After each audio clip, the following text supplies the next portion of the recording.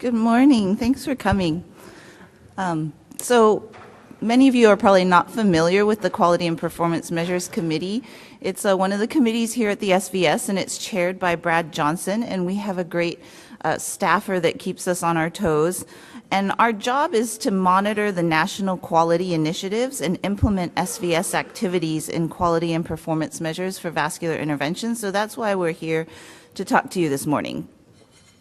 So hopefully most of you have heard about MACRA. It stands for the Medicare Access and Children's Health Insurance Program Reauthorization Act, and it was signed into law in April of last year, and it repeals the much maligned SGR, which hopefully you are also familiar with, and it implemented two quality and payment programs. One is called the Merit-Based Incentive Payment System, or MIPS, and the other is the Alternative Payment Model, or APM. So I'm going to give a little background about what we're doing now to put into context what we're going to start doing in the future. What we have right now is the Physician Quality Reporting System, or PQRS, the Value-Based Modifier, or VM, and the Electronic Health Record Meaningful Use, or EHR-MU. All of these things are going to end in December of next year, or December of 2018, rather. On January 1st of 2019, MIPS and APM payments and penalties are going to begin. And all eligible practitioners are going to have to either participate in MIPS or meet the requirements to be a qualifying APM participant in order to get paid by Medicare. So right now, the PQRS is the quality reporting program that we currently have. And if you remember previously, if you participated in PQRS, you got a bonus. And then that bonus went away. And since 2016, you had to report satisfactorily to avoid a 2018 negative payment adjustment, which is 2%. So one of the things that you're going to hear a lot about is a measure. And that's one of the things that our committee takes care of for our SVS members. And a quality measure is what CMS calls the indicators of quality of care that's provided by physicians. And a measure is constructed by a numerator and a denominator. It's probably easier to describe the denominator first. So the denominator is the group of patients that's eligible for this measure. And then the numerator is the action that you have to achieve to meet the requirement for this measure. So some examples of measures that the SVS owns are the percent of patients undergoing open repair of small or moderate-sized non-ruptured AAA who don't experience a major complication. And the way we really measure this is by patients who are discharged to home no later than postoperative day number 7. Another one is the percentage of patients age 18 and older undergoing infrainguinal lower extremity bypass who are prescribed a statin medication at discharge. So currently, under PQRS, you have to report on 9 of these measures, and there are 3, they have to cover 3 national quality strategy domains, and the domains are listed there, and you have to report on at least 50% of your Medicare Part B fee-for-service patients in order to meet this PQRS reporting requirement. You also have to report on one cross-cutting measure, and so this is a measure that is applicable to like lots of different specialties, like hemoglobin A1C, medication reconciliation, and flu vaccines. So the second thing we have right now is the value-based payment modifier, and this is a differential payment to either your physician or your group based on the quality of care relative to the cost of the care. And this is a separate payment adjustment in addition to the payment adjustment under PQRS. So in 2016, the value-based payment modifier is going to be applied to your performance year 2014. So the thing to remember is in CMS, everything is 2 years apart. Whatever you do now is going to be applied to your payment 2 years from now. So in Category 1, these are people who basically reported appropriately under PQRS. So if you reported appropriately under PQRS, you're going to get an adjustment for based on how much money you spent using this quality tiering method, which is very complicated, and I'm not going to go into that. But under Category 2, those are people who didn't report appropriately under PQRS, and you basically get an automatic 2% penalty under the value-based payment modifier, in addition to the 2% penalty you got for not reporting properly under PQRS. They recently released the statistics for 2016, which you will remember was applied to your 2014 performance. Only 128 of the eligible groups exceeded the benchmarks for quality and cost, and they either got a close to 16% or 32% upward payment adjustment. 59 groups did not perform well, and they either got a 1 or 2% decrease. And 5,418 groups, which is a whopping 39% of eligible groups, just didn't report. They failed to report, so they got an automatic 2% decrease in payment.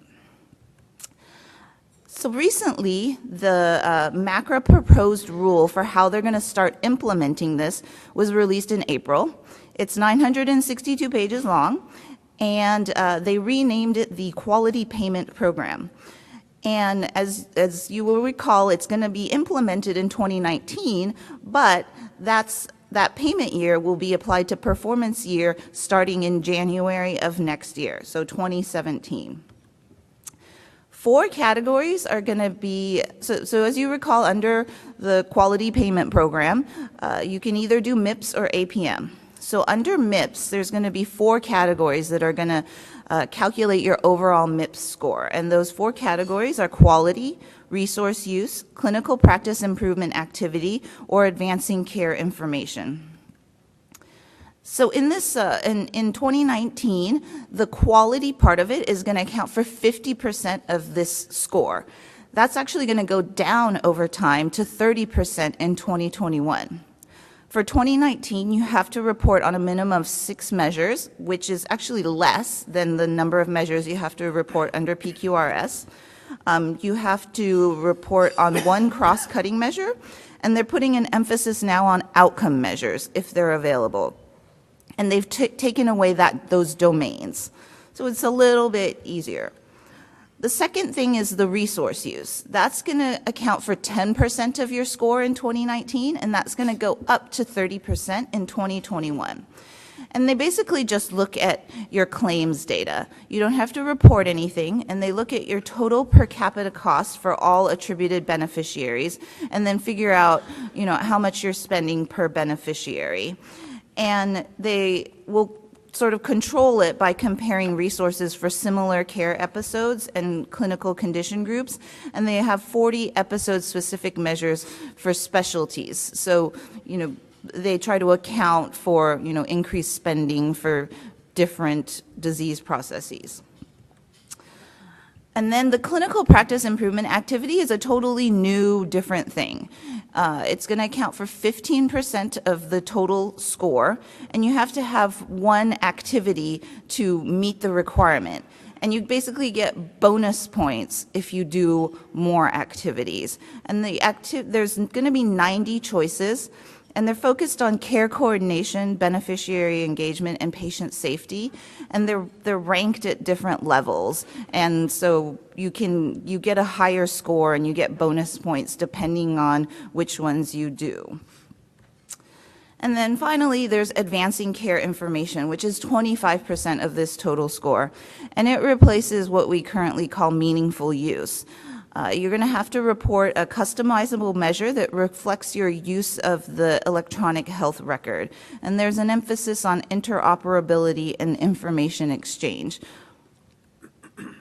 So what's going to happen is they're going to calculate this score, and then you're going to get a payment adjustment based on this score. And they're going to set a performance threshold, and there's also there's applicable percent amounts, which we'll talk about in a second. And then there's going to be an adjustment factor. So if you're above the performance threshold, you get a positive adjustment factor. If you're below, it's negative. So the applicable percent starts out at 4% in 2019, and it goes up to 9% in 2022 and after. So what they want to do is achieve budget neutrality. And the way they're going to achieve budget neutrality is by applying these adjustment factors, or rather a scaling factor is going to be applied to the adjustment factor so that you have budget neutrality with respect to the negative factor. So basically they'll take the amount of the negative factor, and then the negative factor will be a maximum of 4%, which goes up to 9% in 2022. And then they'll take that and they'll make the positive, the number, the dollar amount equal the negative amount. So you can get up to, I think, about 13% increase if you get the positive adjustment factor because of the dollar amount of the negative adjustment. And then in the first 6 years of the program, they've allotted $500 million for exceptional performance. So for eligible practitioners with scores above the threshold, like in addition, that are even better, then they can get an additional positive adjustment factor of up to 10%. So you're talking like, a potential adjustment factor of up to 30+%. So in the proposed rule, they released some 2019 projections, which they think that the payment adjustments are going to affect an estimated 687,000 to 746,000 physicians in 2019. They think there's going to be $833 million in positive and negative payment adjustments, and on top of that, there will also be the $500 million for the exceptional performance. So I'm going to talk briefly about alternative payment models. Basically, this is just a new approach for paying for medical care through Medicare that incentivizes quality and value. In the proposed rule, they released something that's a little bit different. It's called an advanced APM. This is a new term that they just released. And there are 3 requirements to qualify for an advanced APM. You have to provide payment based on quality measures comparable to MIPS quality measures. So you're not getting away from quality measures. And you have to use certified EHR technology. And you have to bear a financial risk that's in excess of a quote-unquote nominal amount, or you have to be a medical home, and we'll talk about this. So the financial risk criteria says that if you're in an advanced APM, you have to do one or more of these things if the actual expenditure exceeds the expected expenditure. You have to make a direct payment. That means the APM pays Medicare back money, or you reduce payment rates to the members of your APM, or you withhold payment to members of your APM. So the other thing that an APM can be is a medical home, and the definition of medical home is very specific, that the participating physicians must include primary care. Each patient must be empaneled to a primary care physician, and you have to meet at least 4 of these requirements. Some other examples of an APM are accountable care organizations, bundled payments, and pay for performance. The Society for Vascular Surgery is working with the American College of Surgeons to develop episode-specific APMs so that or so that you have, AAAs, you have lower extremity bypasses, you have, so your patients will fit into these different categories and you'll be paid through that. So the SVS is not going to develop their own APM. And the requirements to qualify for the APM change over time. And it's based on the percentage of payment or the percentage of patients that you get through the APM. So in 2019, you can do either 25% of your payments or 20% of your patients through the APM. And then those numbers increase over time. So this is a little summary, and I guess I don't have.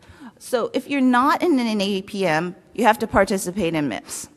If you're in an APM, but it's not an advanced APM, you have to do MIPS, and you get APM-specific rewards that are, specific to the APM that you're in. If you're in an advanced APM, then you don't have to do MIPS, and you get the APM-specific rewards, and in the first 6 years, you get a 5% lump sum bonus if you're part of an advanced APM. So the MACRA proposed rule is also going to allow for performance feedback, and this begins in July of 2017, and they're going to do it on an annual basis. It will probably be more frequent in the future because that's what the law says it's supposed to be. And it's going to be available through a CMS designated system, but they may also use other vendors or registries such as VQI. And then there will also be public reporting on the Physician Compare website, and they'll be able to see how you did on your MIPS score relative to other people.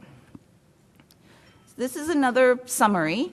So as you'll see on the top, in the first couple of years, from 2016 to 2019, there's an automatic 0.5% fee update.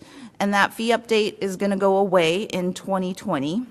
And then, again, starting in 2019, which is based on your performance year 2017, we're going to start with payment adjustments through MIPS, starting at 4%, going up to 9%. If you're in an advanced APM, you get that 5% lump sum bonus. And in the from 2016 to 2019, there's also $15 million that's been allotted for measure development, and $20 million available to small practices to help them with technical stuff. And then from 2019, in the first 6 years, there's going to be that $500 million bonus. And another little summary. So if you're in an APM, then, and if you're in an advanced APM and you qualify, you get the number of payments or patients through the advanced APM, then you get the bonus, the 5% bonus, and you don't have to do MIPS. If you're in an APM but you're not in an advanced APM, then if you get a good MIPS score, then you get your APM-specific rewards. So you get the feeling that CMS is pushing people towards doing APM. If you're not in an APM, and these are the only exceptions to people who don't have to do MIPS. If you're in your first year of Medicare or you're a low-volume provider, then you're not subject to MIPS. That's the only exception. Otherwise, you're subject to MIPS. So CMS is pushing people to be APM participants. So the comments to the proposed rule are due in about 2 weeks. So our committee is working on responding to this.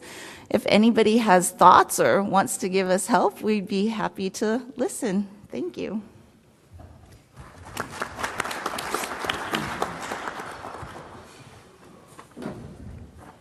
We're going to hold the questions to the end. Maybe you could put up the slide as to how to text. I don't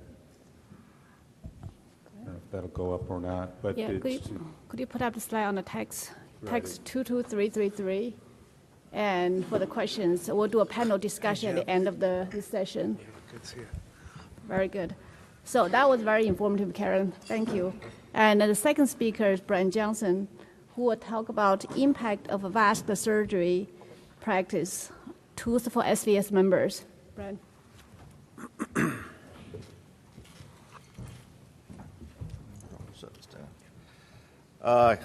Karen kind of gave you the details. I'm going to try to convince you that you need to get ready for the changes that are going to occur. And this talk really, they gave me this title, Impact of Vascular Surgeons Practice Tools for SVS Members, but basically it's a talk about how to get ready for MIPS. APMs, we're not going to be ready in 2017, and so my goal is to get you ready, or try to get the groups ready for MIPS. I have no disclosures. How did I get into quality control or quality measures? I arrived in Sydney in 1993 to do a vascular fellowship with Professor Lusby of the University of Sydney. The first book that he gave me was not on vascular surgery because he told me he could teach even a Yank how to operate. So the first book that he gave me was written by this gentleman here. This gentleman is Edward Deming. He was just an old boy born in Iowa, went to Wyoming and got a degree in electrical engineering, and then stopped off at Yale and got his PhD in mathematics and physics. General MacArthur in post-World War II Japan couldn't get the phone system to work. So he called Deming and got him to come to Japan, and the rest is history. Deming revamped the Japanese industrial complex and based it on quality first. He said if you focus on quality, your cost will go down, and the next thing you know, Japan had Sony, Toyota, and other companies. It's funny when you read some of his stuff, he had a thing called the 7 Deadly Sins of Business. And this is in 1950, and one of the deadly sins was excessive medical cost.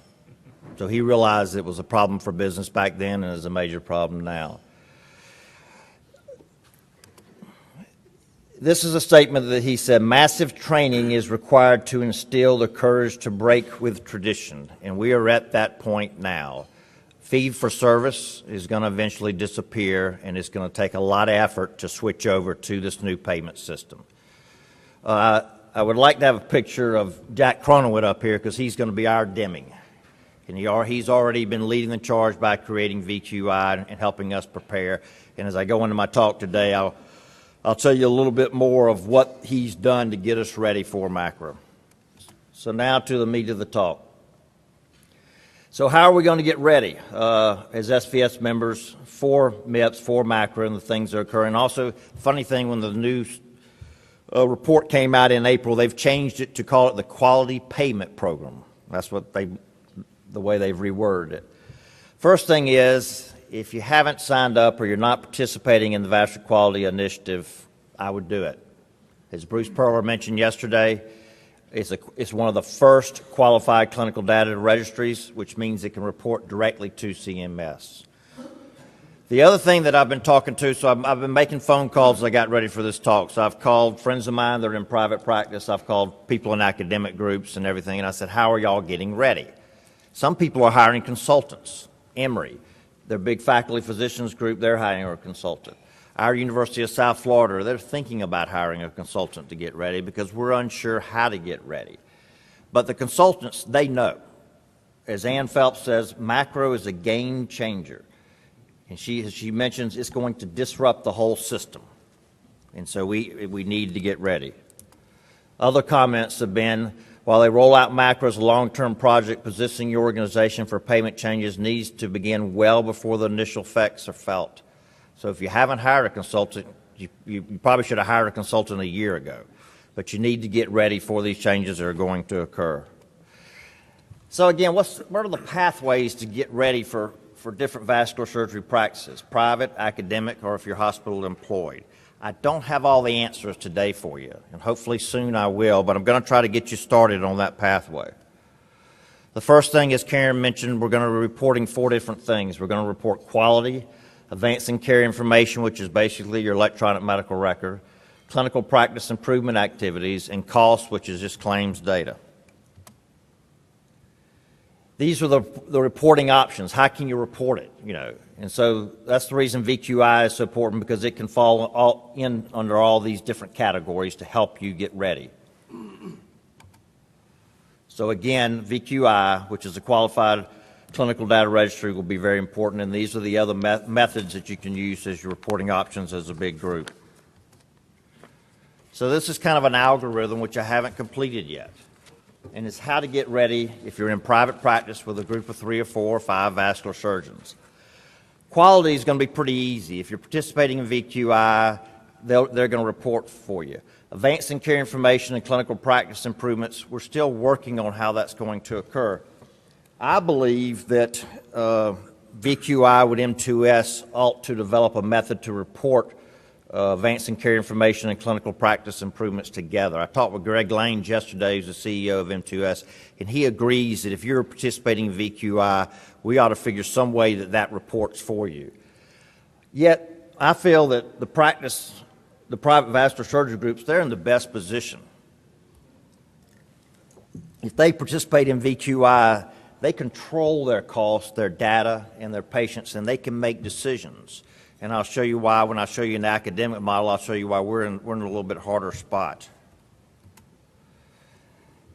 We're going to do the same things. Our group already participates in VQI, but we have some questions which I haven't been able to answer yet. The first thing is, are we going to report, is my 450 physician group going to report under one group 10 number, tax identification number? So am I going to get graded on the quality of depression that is occurring in a certain part of my group?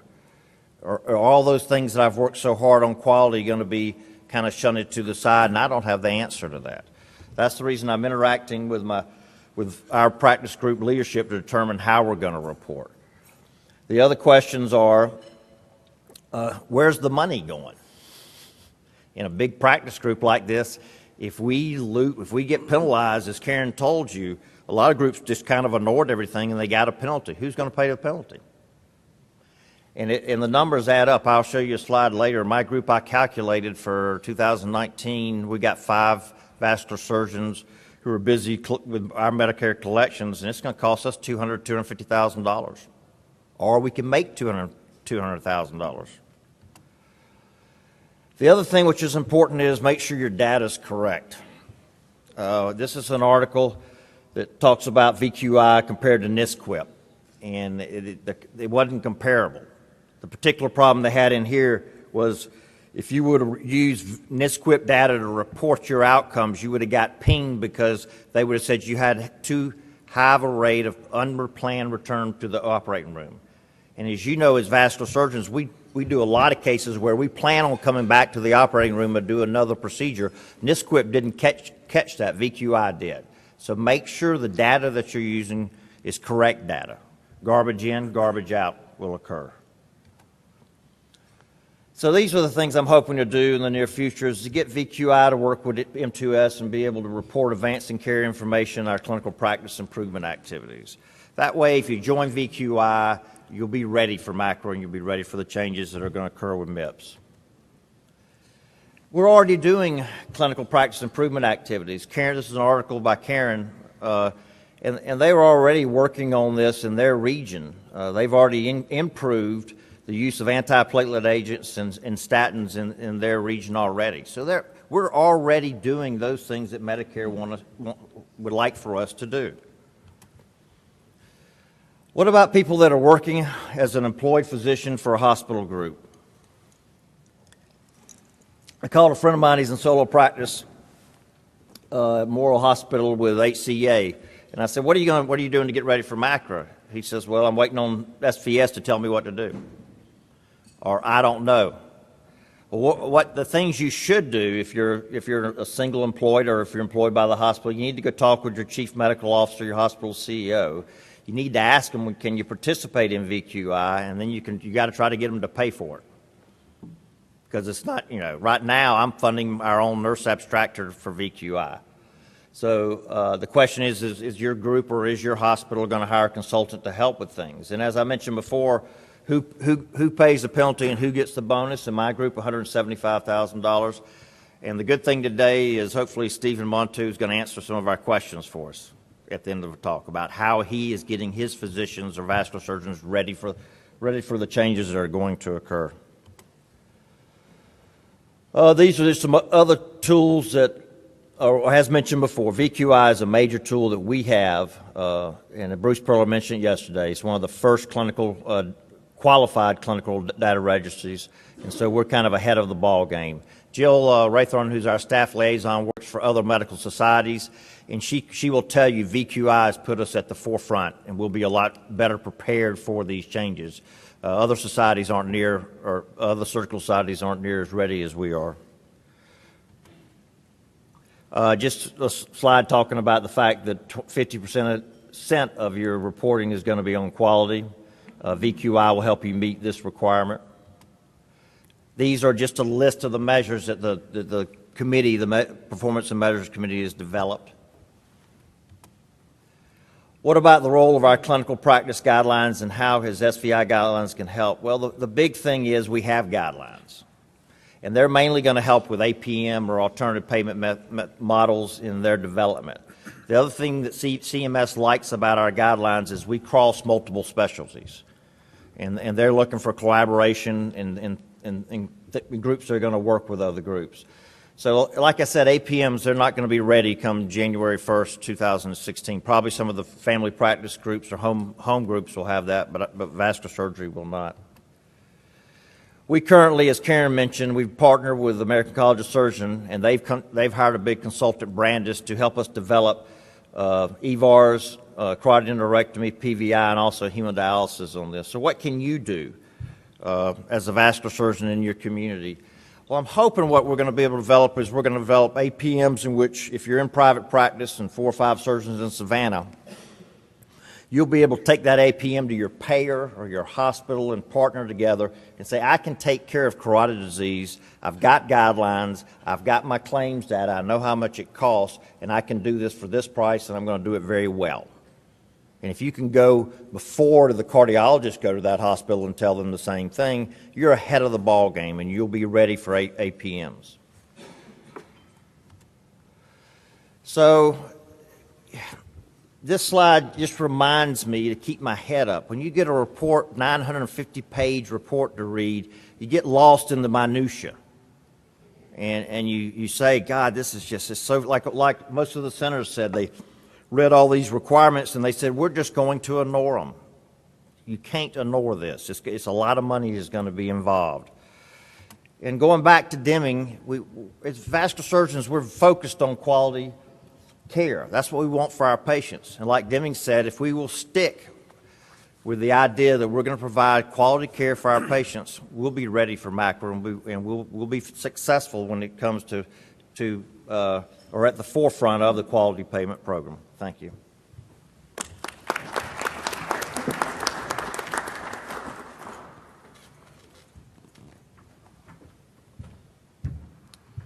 So like everyone here, I feel like I just got hit with a sledgehammer about what's coming, and I don't know what to do about it. Fortunately, we've got Dr. Murray here, who's going to give us a roadmap on how to get through this minefield that awaits us in the next few years. Holy smoke. I was in the Army for 13 years. I thought we used acronyms. My head is spinning. All right, so this is my disclosure. I thought instead of the cursory, these are my disclosures and you can't read them, I'll just tell you that over 70% of my personal compensation is derived from entities of the federal government, and therefore any favorable comments I make in this regard should be taken under advisement. If you're not clear on that, then you weren't paying attention in the last 20 minutes or so. So why am I here? I suppose it's because, first of all, Bob High, our late colleague from San Diego, was on a phone call with me about a year or so ago. We talked about this for the community practice within the SVS, and we talked about how we got started. So our hospital was the first signatory to the VSG&E outside of New England, and that was several years ago. So we were the first into VQI, and I'm from the Northwest, and the Northwest is late to the party because there was another database that was created up there by Dave Flum called VI Scope, or Vascular Interventional Scope. And so they've been doing that for about the past 4 or 5 years, so it took a while to sort of get into this.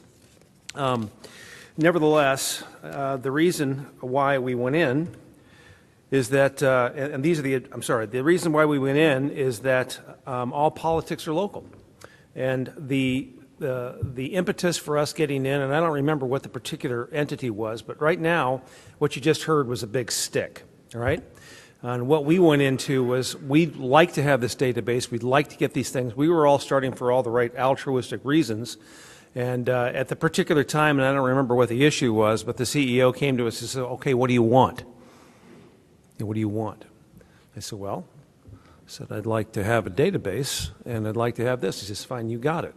So whatever that issue is in your hospital, I was going to say before the last 20 minutes, you should use that. Now, in this particular case, should there be any question in your minds why 68% of specialty physicians are going into hospital employment? I mean, who can manage this, right? As a private practitioner, I can't even conceive of it. So you need that sort of infrastructure to keep you going. The other thing I wanted to say is that within our system, the reason why we instituted some sort of a vascular quality initiative because we were still in the midst of the turf wars. I'd like to think that we'd won in our particular region, but the best example I can give you of what this was all about was one of our, let's just call him a proceduralists, when he was doing things inside of the cath lab, would literally close the curtains between the control room and the cath lab. I said, what's that all about? He says, well, he clearly doesn't want you to know what's going on. Well, you can think of VQI or any other quality measure that you're trying to come up with as opening the curtains. And that was the point, right? If we're all about quality, and I'm not talking about the box checking, I'm talking about, like the federal judge says, I don't know what pornography is, but I know it when I see it. That's what quality is to me. So whenever I hear quality, I'm always thinking, what do you mean by that? Give me a better definition. And obviously we've gotten quite granular with that today. But the point was to try to open the curtains, to try to let everybody have a level playing field. This is fine. So interventionalists, interventional radiologists, cardiologists, vascular surgeons, whoever wants to play here, they have to be adjudicated on the basis of a level playing field. And that's what the initial intention was for us. And as you saw, like I said, some politics obviously become national. So these are my objectives. We'll just jump right into them. I think the first thing you need to know about when you're dealing with just creating a database, and my intention here is just talk about a database, whether it's VQI, whatever it is that you do. We've signed on to VQI as well, but we were a member of both of those databases for a while that I mentioned to you earlier. Is an abstractor. Very, very, very important. Our abstractor was here for the VQI meeting on Tuesday. She is an invaluable resource, and I'll say that to this group, but if I'm amongst the VQI people or other hospitals in our region, I'll just tell them that she's a miserable failure and that they shouldn't even think about taking her on. She knows what I mean by that. She doesn't want to move from Spokane either. But this person can be on site or, as it turns out, remote. Now, I'm in the Providence healthcare system. It's a 5-state system on the West Coast. They're toying with, because they're very small hospitals in that system, and we're the largest hospital in that system. So they're toying with the possibility of having abstractors, off-site, and there are already commercial companies that are doing this for you. Now that works to a point, but at a certain level, the abstractor, who is not a vascular surgeon, obviously, has to know what it is you're doing, and that's just at the point of service, just the point of doing the surgery. What exactly did you do? It's pretty easy when it comes to carotid, but when you start talking about the peripheral vascular interventions, then it becomes quite difficult, and they need somebody to educate them on an ongoing basis. So that's a little difficult to do from off-site. But it obviously requires access to records from a central repository, which is clearly electronic. And like I said, this does not completely replace the entry by the surgeon interventionalist. I know early on there was a discussion like, well, do we need an abstractor, or can we enter all the data of ourselves? And I know that there's sort of a mixing and matching of that right now, but until we have this holy grail, I was sort of impugned yesterday for being cynical as to whether Epic could actually translate data into VQI, and I said it would be coming, and I said, yeah, well, don't smoke that. I've been there. So the costs, this depends upon obviously the number of modules within the VQI system, and depends on who's purchasing large versus small organizations. So obviously you have a 5-state system that's purchasing VQI, you're going to get a bit of a discount. All of this is almost irrelevant, right? I mean, you need something, and this seems to be the best thing on the block right now. So what type of data to collect? And this is an important problem, right? Because there's 10 modules within VQI. We'll just reference everything to VQI instead of saying and then something else. But there is something else available. But and I'm not up here as a shill for VQI, although I think it's a wonderful system. So you need to start simple and doable. So within our system, our hospital does 7 modules, but we thought that was probably onerous for all the hospitals within our system to start with that, so we started with 4, and they are carotid artery stenting, carotid endarterectomy, open, and endo AAA. That's it. Now we do 3 other modules within that, but you have to start simple, but you got to start and you got to get it going yesterday. You may find that your hospital already collects data, which is purposeful, but it may also find that it's not allowable for MOC. This slide's kind of irrelevant now, isn't it? I thought that basically when you start, it's a carrot. In other words, we're going to try to level a playing field and make it quality for everybody. And then there's penalties. Well, there's models where there's carrots and sticks. And just a stick, but as you noticed recently, there's really never just a carrot anymore, is there? We begin with altruistic motives, but then as you go on, you realize that a lot of this stuff is going to be, as I mentioned, marketing motives for big box medicine. So I call myself an employee within the big box, a 5-state hospital system. So they're going to be competing when they flip the switch for ACOs. Now, an ACO, I asked our CEO what an ACO was. Then I posited a possibility. I said, it sounds like an HMO that takes Medicaid. And he says, yeah, that's exactly what it is. And I keep using this phraseology because we're talking about fee-for-service and payments and incentives and all this and trying to compete and getting more and more. Basically, it's an RVU still-based system. But one of these days, somebody's going to flip the switch, and I'm going to be back in the Army again, slightly higher pay grade, but I'll be back in the Army again because they're going to hand you a pile of money and say, here you go, have a good year. Oh, you ran out in October. That's too bad. Come back in January, we'll see what we can do for you next year. That's an ACO. All of a sudden, it's, Dr. Murray, you're doing an amazing number of cases. It's, Dr. Murray, why are you doing so many cases? So that's what's coming. The presence of malignant variability, which is a phrase that Dave Flum coined up in Seattle, applied really to when they started to create the scope database. They noticed that hospital A, B, C, D, E, and so forth, when they would measure colonic leak rates, for instance, after a sigmoid resection, that there was this, what he called a malignant variability. And it turns out they didn't have to prescribe what to do because when you saw your hospital B and it was up here and all the other hospitals are down here, you began to look at that and then you looked at each other and said, what are we doing wrong? And then you started asking questions and fixing the problem. That's the best outcome from that sort of thing. So eventually 2 or 3 years from now, the curve is flat. In that particular case, some of the general surgeons weren't testing their anastomoses with air insufflation afterwards. They started doing that, and all of a sudden the curves flattened out. So that's the best hope that we can come up with.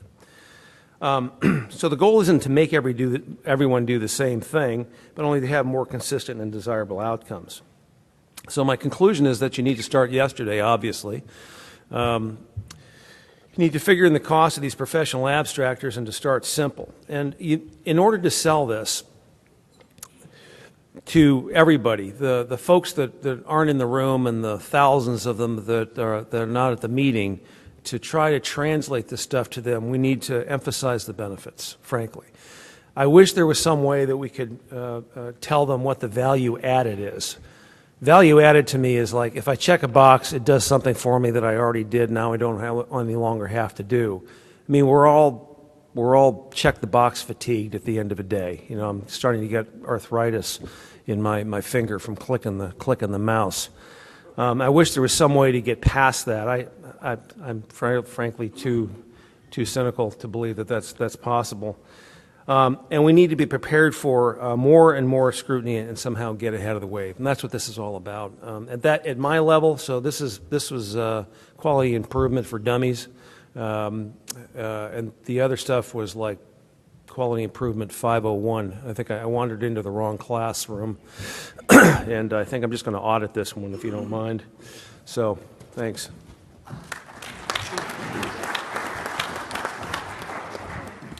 Thank you, Dr. Murray. Again, everybody, keep thinking about the questions that you'd like to ask, and you can either verbally ask them or text them to us, and we'll post how to do that in just a bit. Our next speaker is Dr. Jeb Pallett from Medical University of South Carolina, and the title of his talk is Successfully Utilizing Quality Assessment Data in Your Practice.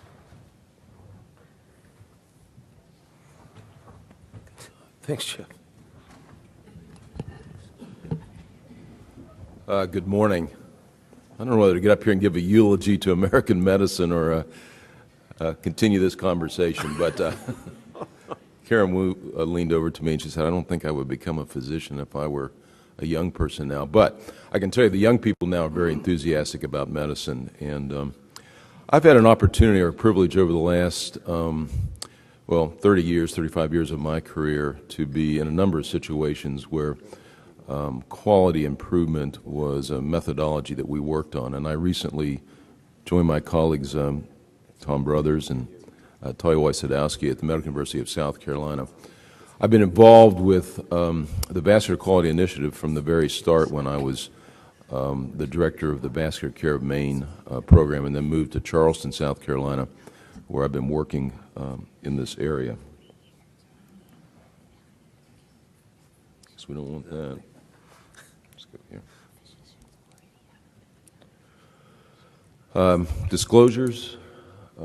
I really have nothing, and as I said the other day, and for those of you who heard this talk the other day, I love living in the Carolinas, and this is not my house. And probably won't be the house of any physician in the near future. Maybe 10 can share it. This is something I saw at Heathrow Airport about 2 weeks ago, and it really stuck with me. And it summarizes everything I'm going to say to you in the next few minutes. High performance, period, delivered. And I think my thesis this morning is we know what high performance is, but the second thing is we're not delivering it. And I'm going to talk a little bit about why we're not and how we can do a better job with that.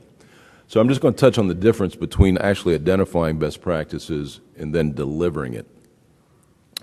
And then I'm going to offer you 3 examples because I think the methods that one uses at a practice level is really no different than what you end up using at a regional level. And then I really want to emphasize to you, I think in the end, if you're not personally playing every point on this, then you and your group will never get to where you need to be. So I want to really bring this back in the end to what you're doing personally. So you can't just identify high performance. And I want to emphasize, I think the important thing is not to identify the poor performer, but to identify the high performers and get the high performers to tell the low performers how they do it. Physicians are competitive, and actually they want to be able to run as fast or jump as far as their competition. And then you have the problem, once you get there, how you sustain it. And that can be as challenging as just getting there. You've heard a lot said about the Vascular Quality Initiative. There really are 2 facts that I think we need to think about for a minute. First, the good news. There are a lot of people participating in this now. Hundreds of hospitals, thousands of physicians. We have a lot of regions that are meeting twice a year now and working on quality improvement. And there are now over 300,000 cases in this, so the database is extraordinarily robust. So I think the good news is we know what the best practices are. I don't think we have to rework that one. We know the best way to do carotids, et cetera. The bad news is that we're not delivering this consistently, even in the VQI group. And I had a friend one time that said, you need to embrace failure. So we'll talk about that for a minute. And here's an example. You know, if you're doing a standard carotid, you ought to be able to get the patient out of the hospital within 24 hours. But if you look at this variability in the VQI, it's huge. And these are the centers that are really participating in this, and you would think would have this down.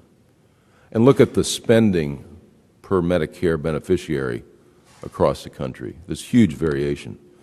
So the idea is if you're going to get rid of the variability, there have to be some forces that begin to move people toward a consistent outcome. And I think the point that was made, everyone doesn't have to do it exactly the same, but they need to get to the same outcome in the end. So don't necessarily micromanage every step. The VQI really was the offspring of the Northern New England Cardiac Surgery Group, where surgeons in Northern New England wanted to perform at a level comparable to the people in Boston, where everyone from Maine and New Hampshire and Vermont were going. And so they came up with this concept that every patient at every site should receive the same high quality of care, whether you got your heart done in Bangor or in Portland or at Dartmouth. And I think if we don't embrace this concept, that if Jeb Hallett goes to one of you, wherever you are, and you do my carotid, that the outcome will be consistently the same. It should be. So why don't we change? How many of you still live in a stagnant, happy culture where no, I'm in a community, yeah, you do, yeah. And there's really a lack of urgency, which has been touched on here. And in many cases, there's lack of leadership. Money, it's been mentioned, money to change, and then just sort of personal resistance. You know, we all, have you ever met a surgeon that didn't think they were A+? Anyone in the room here a B+ or C+ surgeon? No. No, okay, so that's part of the problem. So I want to say to you, I'm not sure that these are the factors for why most people aren't changing. I think many of us have not understood how actually to deliver this, how to do this process. And so I want to give you some examples, but I want to start by showing you how I think the VQI supports this effort. First of all, you ask yourself, you look around, is there a problem that we're having now in our practice? And do we have reliable data to address that? I think the VQI gives you that. And who does not have the problem? So this gets back. Find the best performers. There's always someone in the group who is the top dog, and you need to get them to talk about how they got there. And then do you have a team? What's the team that solves this? Is it just the physicians, the data abstractors? So who do you need to do this? And this is probably the most important thing, and this is now being called a bundling of change. And it was mentioned, keep it simple. So you look at the problem, and everyone agrees on one or two things you change first. Not everything, just one or two things. And then you do that and see if there is progress. And then if there is and you're stagnant, then you make some more change. The Vascular Quality Initiative, and I think they'd probably be willing to share this with those of you who are not in it, but all of you in the VQI, there's now a new project book that really goes through in a very clear way of how to do this. It's excellent. Nadine Caputo put that together. Well, when I went to Charleston, which was about 12 years ago, this is the group of surgeons there. We were all in different private practices. And I told them about the Northern New England VQI, and I showed some of the data in our hospital compared to that. And Edward Morrison, who was in the group, saw that we were not as good as the people up north, and he said, we're not going to let any damn Yankee be better than us. And this gets back to physicians wanting to do a good job. I mean, physicians want to do a good job. So we all got together, and here we were. You know, this is returned to the OR after carotid, and we were around 4%, and we worked on that, and we got down to 2%. And then in 2008, we had a problem. So all of us got around the table, and the problem was with one surgeon who's technically very fast, but a lot of people went back. And so he asked, we had one of our surgeons who hadn't taken anyone back to the OR for several years. He asked that surgeon, what do you do? Because I want to be like you. And so the question was, what would happen if we did things? So we just did these three things. The surgeon who was always doing well always checked, first of all, to see whether the heparin had worked. Second, had read the information from the VQI about protamine reversal, that was a good thing to do. So did that. And then put a drain in, and if there was more than 80 cc's of blood in 2 hours, took the patients back to the operating room. Didn't wait till the evening till someone had airway distress. So we all said, we'll do this. And we all did. And then the problem improved. So that was the simple bundle. We just did 3 things. Okay. So let's talk a minute about length of stay, because I mentioned that earlier. There's great variability. Before the VQI started, this group of physicians, those of us who were working in this hospital at the time, we had a length of stay of almost 2.5 days, and we wanted to get it down to around 1 day. Okay? So I'm going to show you the things that we did first to get down to around 2 days, but then you might be surprised how we got from 2 days down to 1 day. So here's the first thing we all decided.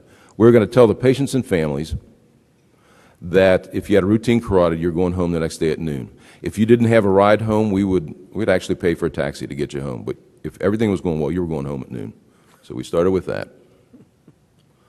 And we stopped putting people in the ICU. Our nurses on our recovery area, we put them in recovery area for 4 hours. If everything was fine, we put them downstairs. If they had blood pressure problems, et cetera, they went to the ICU. So we got rid of the ICU piece, which a lot of hospitals still have not addressed. But then the thing that was keeping people in the hospital was actually urinary retention. So then we said, okay, why the heck are we putting Foleys in? So we did 2 things. You get your preoperative IV antibiotics before you go in the room and you take a pee. And we stopped putting Foley catheters in. And we convinced anesthesia to be judicious about intraoperative IV fluids. That's what we did. And that's how we got ourselves down to this point. Just those 4 things. That was the bundle. Okay?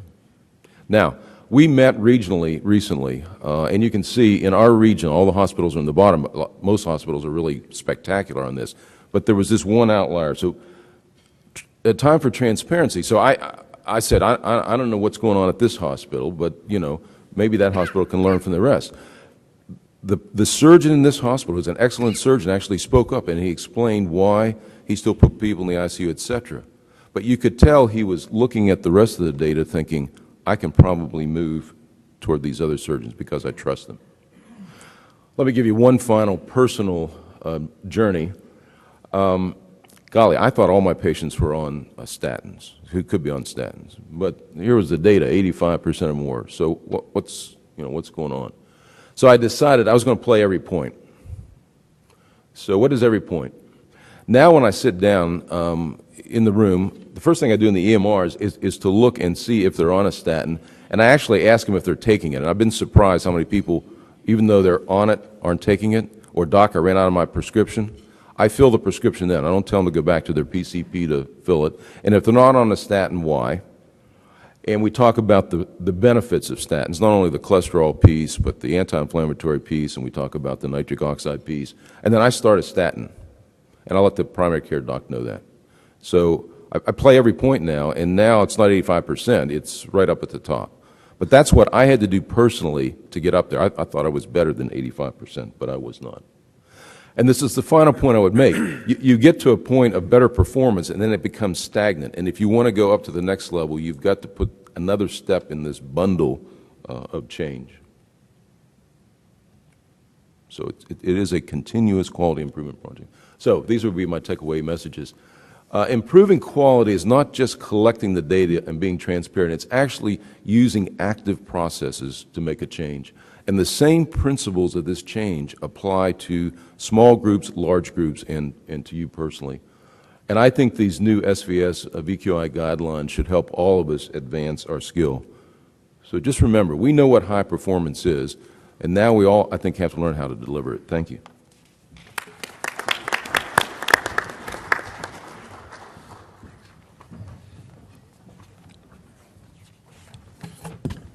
That was excellent. Lots of us struggle with how to talk to the hospitals to purchase a database, which is expensive. So now next speaker is the hospital CEO and Dr. Stephen Mortal. He will talk about hospital perspective and how to influence your practice with the data. Great, thank you. Good morning, and thanks to the committee for giving me the opportunity to give a slightly different perspective on a lot of the things that we've heard here today. My goal is several-fold. First of all, sadly, I want to say that from a large health system or hospital perspective, we've seen that surgical specialists and vascular surgery probably rank relatively low when we have competing priorities for how we look at our quality initiatives and fee-for-service within our healthcare system, or quality in our healthcare system. I have nothing to disclose except for the fact that this is going on its own, except for the fact that my partners would probably say that I've moved over to the dark side of medicine now that I wear a suit more than I wear scrubs. That being said, I still practice vascular surgery in a 6-man group in Winston-Salem, North Carolina, but the time has really been shuttled much more heavily towards my administrative role. And I want to give a little bit of context so you can understand where I'm coming from. I work at Novant Health, which is a large integrated healthcare system in the Southeast. We have a large employed medical group, of which our group is obviously a member. And really to understand the importance of how quality can be influenced, or how you can influence us as hospital and health system leaders, have to really understand what kind of system you're working in. So a lot of what I talk about today really has the goal of telling you the why. Why is quality important from our perspective? What does it mean if you're integrated? What does it mean if you're working within a hospital system that just has a community hospital, for example? So this may seem somewhat corny, but there's been a significant change in the boardroom. So the first why really goes down to adhering to the mission of the organization. It's the right thing to do. It's why we went into medicine. It's why we do what we do. And we have an inherent obligation to provide high-quality care. In the past, and up until very recently, boards of directors and trustees and executive leadership really said, quality and doctoring, let's leave that to the doctors. We're going to run the business of hospitals. That's changed dramatically, and now there is a very clear fiduciary and moral obligation from our boards to deliver high-quality care and safety to our communities. They're held accountable for this and really feel that that's part of the job.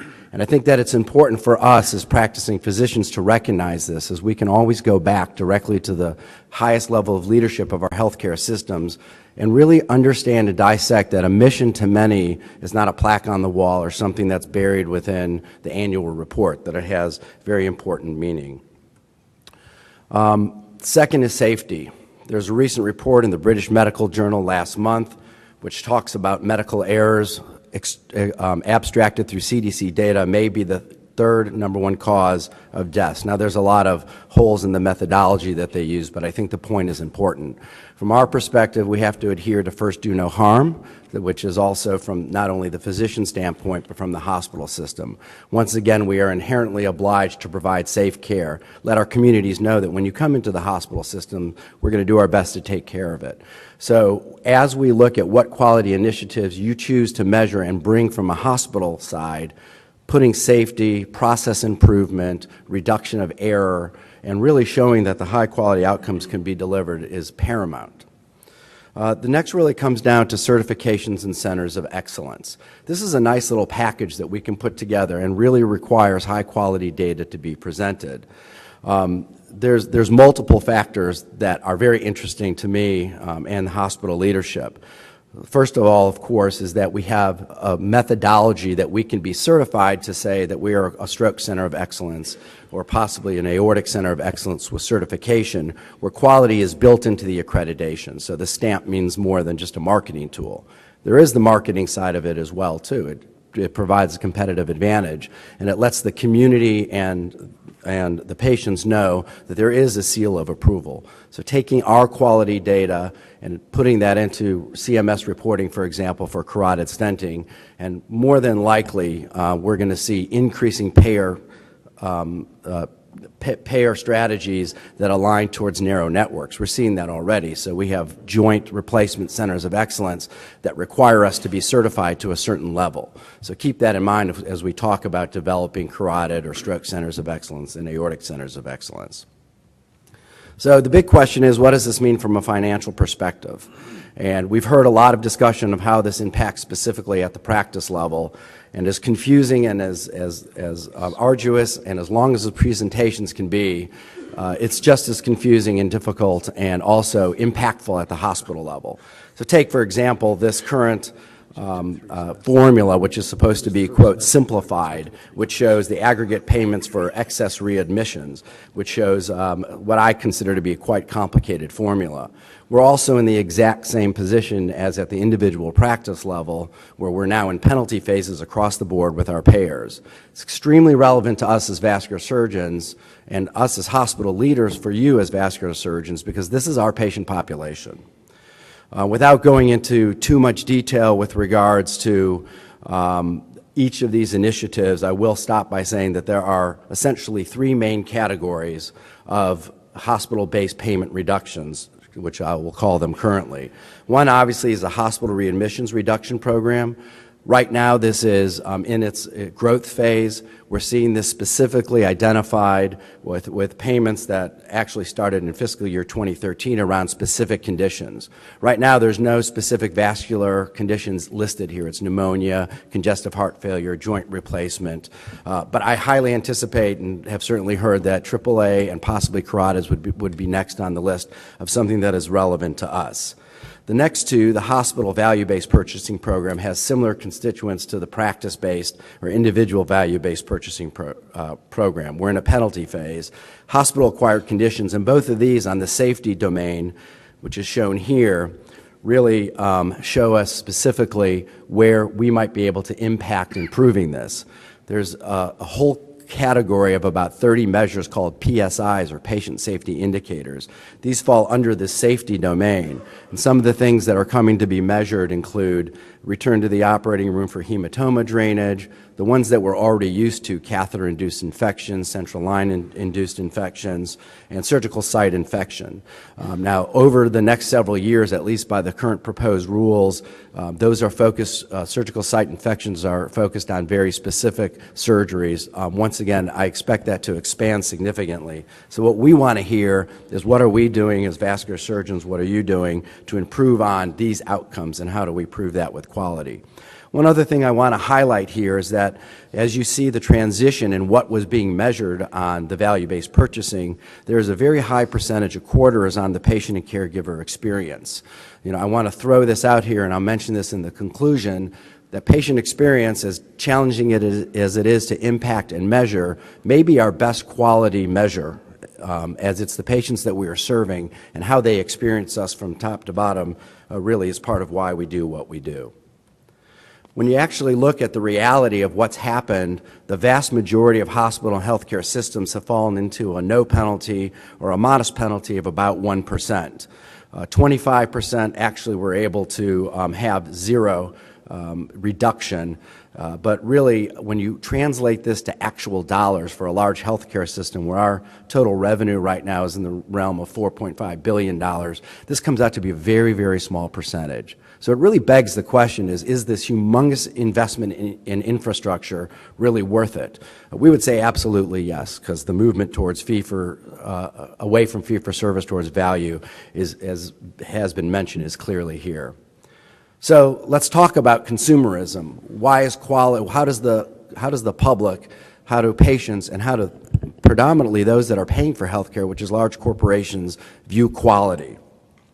This obviously has fallen along the lines where we no longer think of patients as patients, but they're consumers. The difference being is that they make active choices.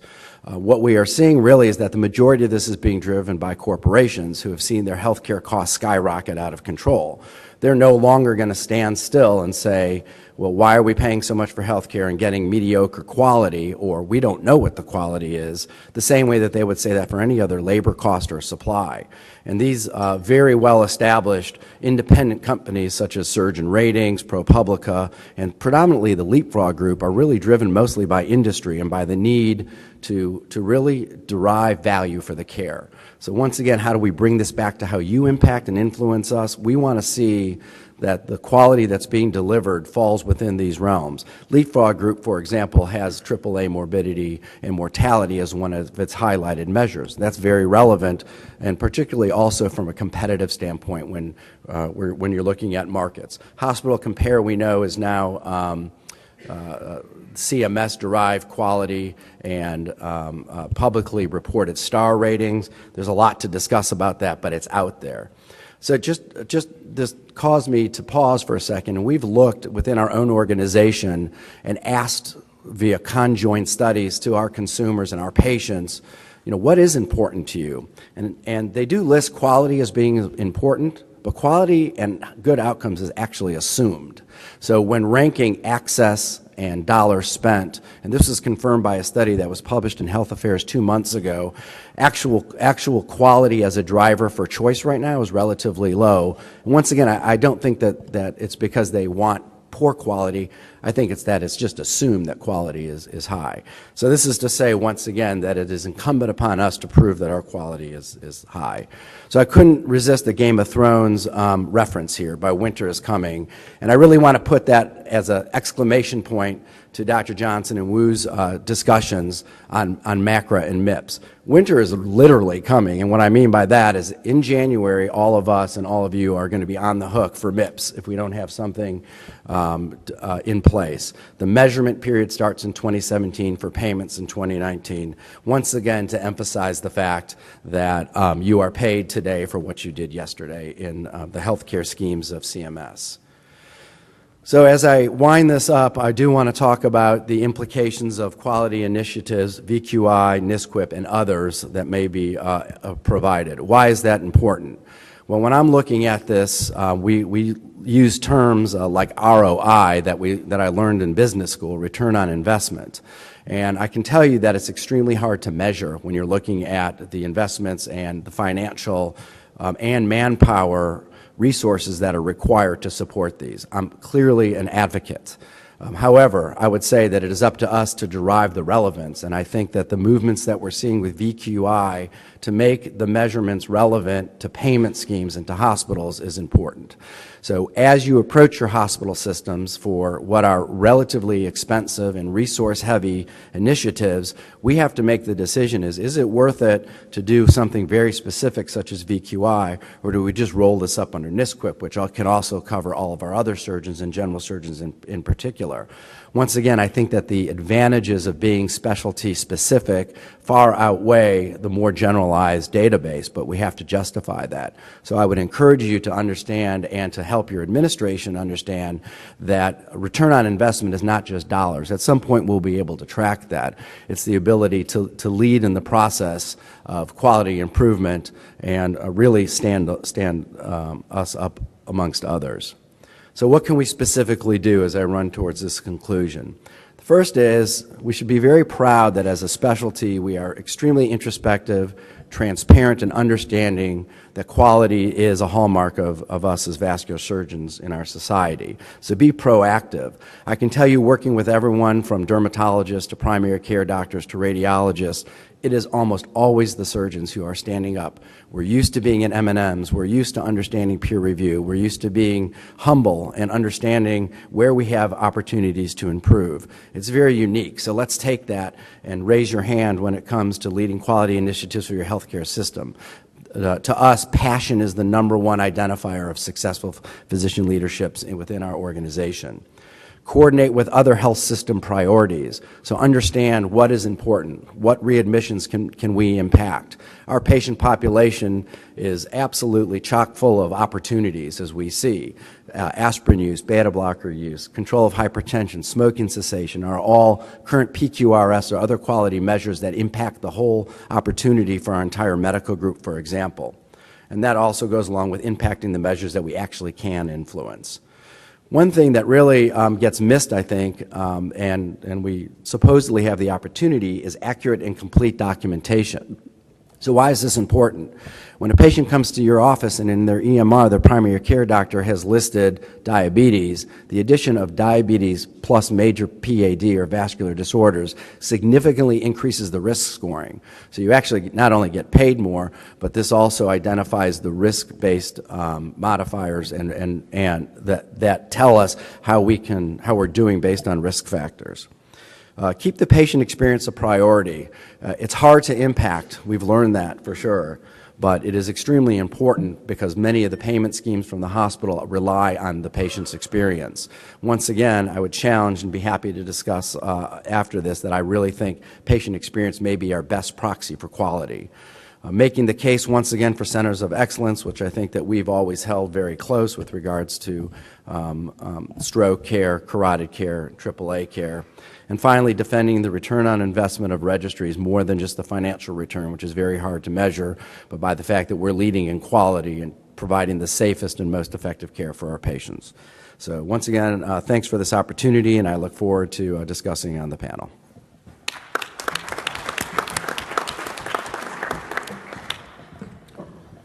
Well, thank you all for these very provocative and thorough discussions.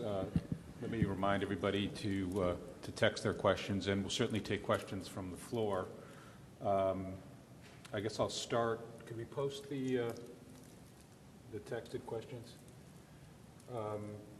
Let's start with this, and maybe Dr. Wu can answer this. In MIPS, when physician groups are pooled to determine the negative dollar amount, is this done in aggregate, or will they be separated out based on specialty or geography? Yeah, so this is an issue that we're very aware of at the QPMC. It is unclear. In the original legislation, it said there was supposed to be flexibility. It's unclear from the recently released proposed rule how this is going to happen. So for everybody, the issue is if you're in a big tax identifier number, like I think Dr. Johnson mentioned this, and you're doing great, you're in VQI, you're doing everything you're supposed to be doing, you're, maxing out all of your quality, but, you're with a bunch of, low performing, other specialists and your however your group is reporting is reflecting their performance and not your performance. If your only option is to report under your tax identifier number, then you're stuck with that. So we're definitely going to make a comment about this in our response to the proposed rule, and we suspect that there's probably going to be a delay, much like ICD-10.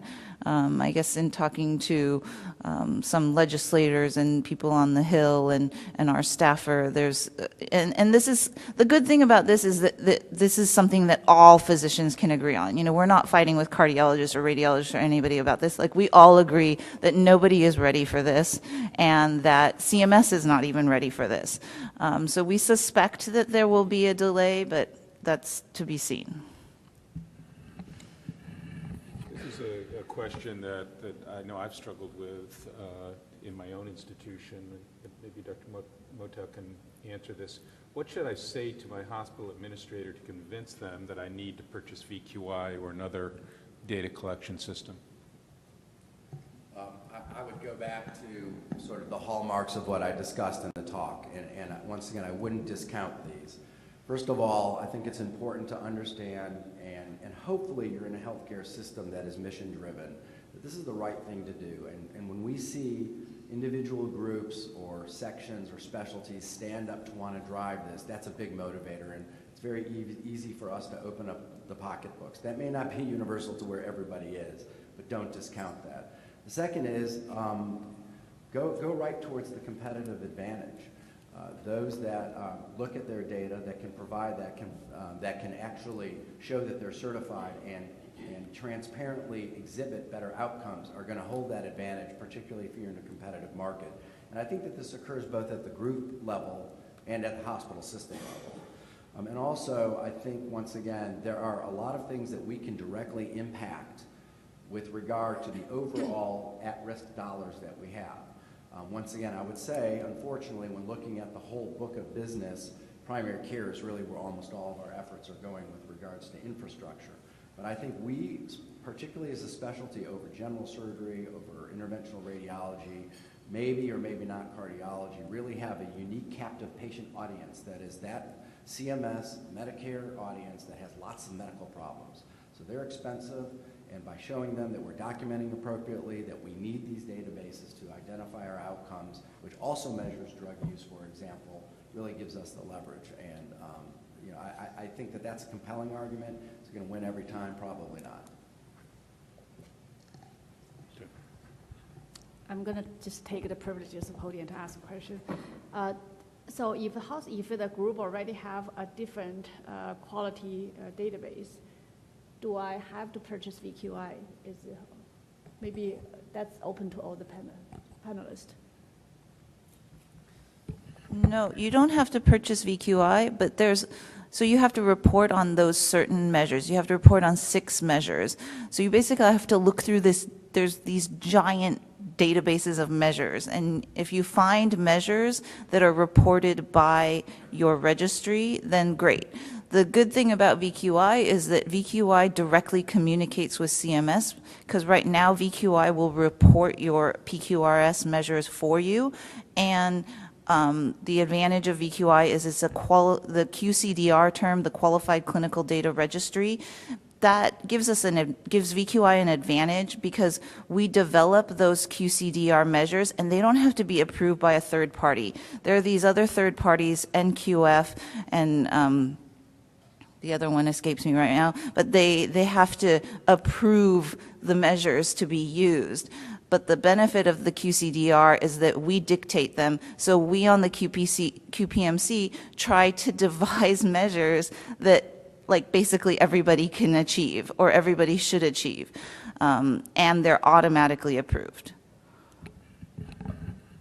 I think your question about individual databases is really important.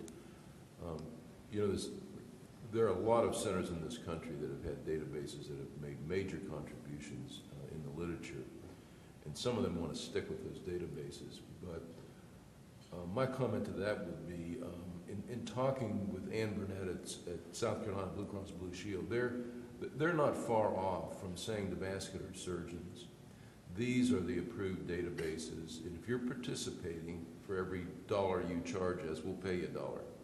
If you're not participating in one of these, we'll pay you 70 cents on the dollar. And you can decide, do you want to keep what you have, or do you want to give up that 30 cents? So I think the payers, if you have a robust database and someone's validated it, they probably will accept that. But I think the time will come when maybe the VQI, and I don't know, NISQIP, something else, will be the only acceptable quality databases. Are there any questions from the floor? Yes, sir.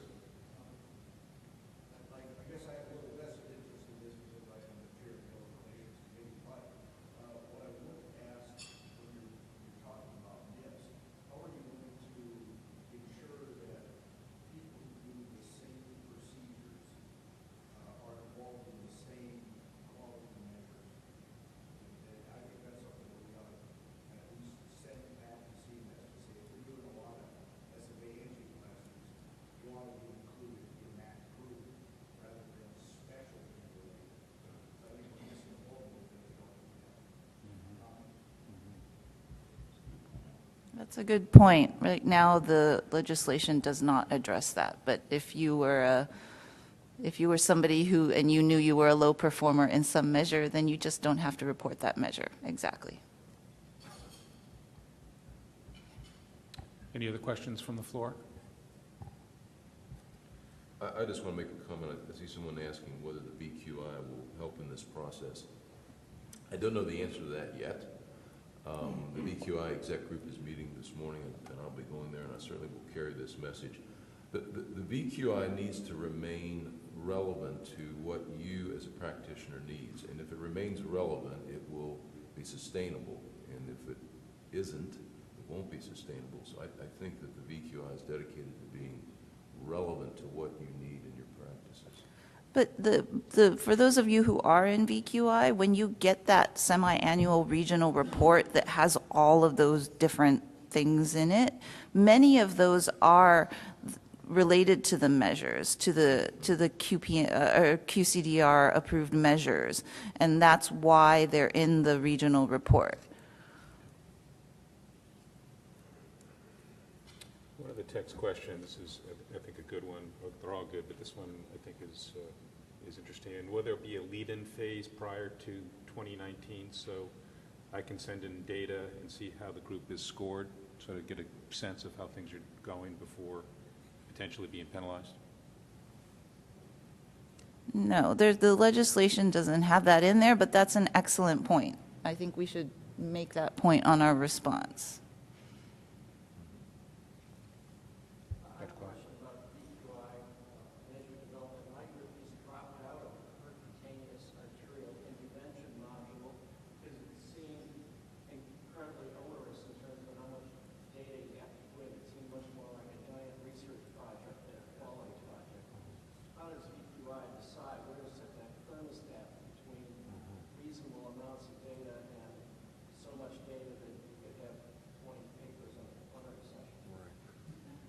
Bob, I think that's a really important point, and the peripheral intervention one is the one that's problematic now. There are committees that look at this, but I think what those committees are not understanding is that when you're very busy in a practice, you've got to get through the day, and if it's too arduous to do it, you're not going to do that. So I think the VQI is going to have to face up to this reality and work on it, keep it simpler. As you may remember, before we went to the computer-based M2S, the agreement was that everything would be on the front of one sheet of paper, and you could read that. Yeah. And that worked. And then all of a sudden, you put it in a computer, and you can just keep adding. So maybe we should get back to paper. Yeah, Bob, I was at the committee yesterday for that as well. And it reminded me a little bit about the story of the mice and the cat. Everybody wants to know when the cat's coming, so they all got together and they decided we should have put a bell on the cat's neck. And then they just had to decide who was going to do that. My point there is that this all seems like a great idea, but I didn't want to be the lone wolf in the room. But there's got to be some pushback on exactly those sorts of things, because now we're going to add the medical initiative, and so we're going to figure out all this, the statins and the blood pressure medicines and all that, and who's going to enter this data. So I saw myself as a sort of a protector for my abstractor, because we can't enter all these things. There's only, we're all suffering from box click fatigue, and how many of those things. Ironically, though, that peripheral vascular intervention, that's sort of what I was referring to with the blinds, right? I mean, that's kind of the one we really want to get to, because that's the one that crosses over all specialties, and we'd really like to know the answer to those things. So, but there's got to be some pushback until we have some sort of ability to translate the information out of our massive databases into somebody else's massive database. We'll take one more question, and then we'll finish up.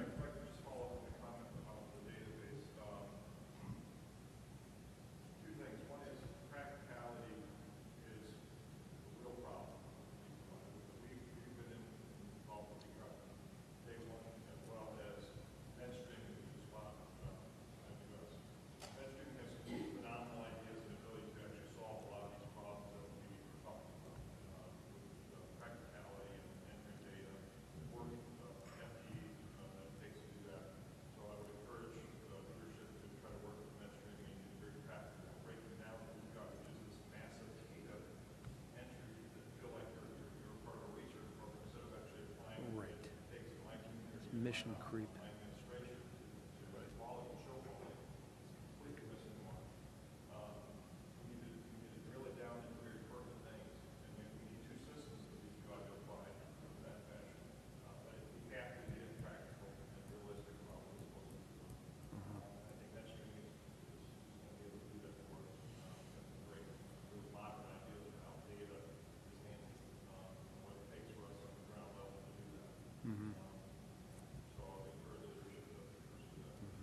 That's an important point. In fact, Greg Lang told me yesterday that the purchase of M2S by MedStreaming has brought capital into them that they've really needed to make some of these changes. I think your point's a very important one. All right, we're a little over our time. I'd like to thank our panel for excellent presentations and thank the audience for participation. Thank you.